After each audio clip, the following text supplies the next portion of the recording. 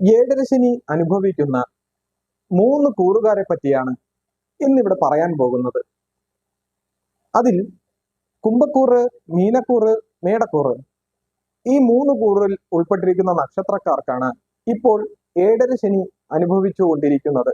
അതായത് 2025 മാർച്ച് മാസം 29-ാം തീയതി മുതൽ ഈ നക്ഷത്ര ജാതകർക്ക് ഏഴരശനി ആരംഭിച്ചിരിക്കുകയാണ്.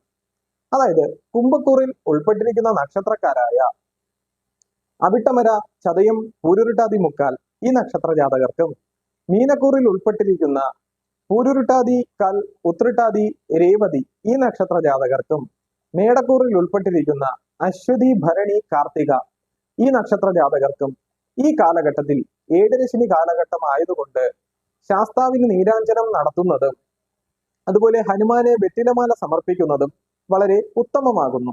അതോടൊപ്പം വീട്ടിൽ കാക്കയ്ക്ക് ചോറ് കൊടുക്കുന്നതും വളരെ ഉത്തമമാകുന്നു.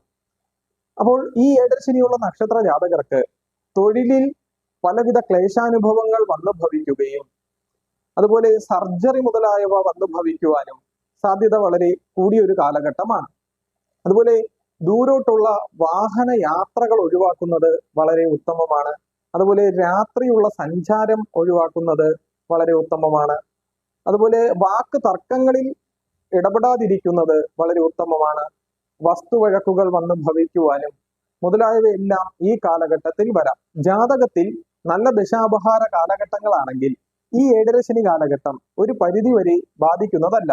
അതായത് ഇഷ്ടസ്ഥാനത്തല്ലാത്ത വ്യാഴദശ, ശുക്രദശ, ബുധദശ ഈ കാലഘട്ടമാണെങ്കിൽ നിങ്ങൾക്ക് യാതൊരു വിധത്തിലും ഇത് പൂർണ്ണമായും ബാധിക്കുന്നതല്ല. പറഞ്ഞുകൊണ്ട് ഞാൻ എൻ്റെ ഈ വീഡിയോ ഇവിടെ നിർത്തുകയാണ്. നന്ദി, നമസ്കാരം.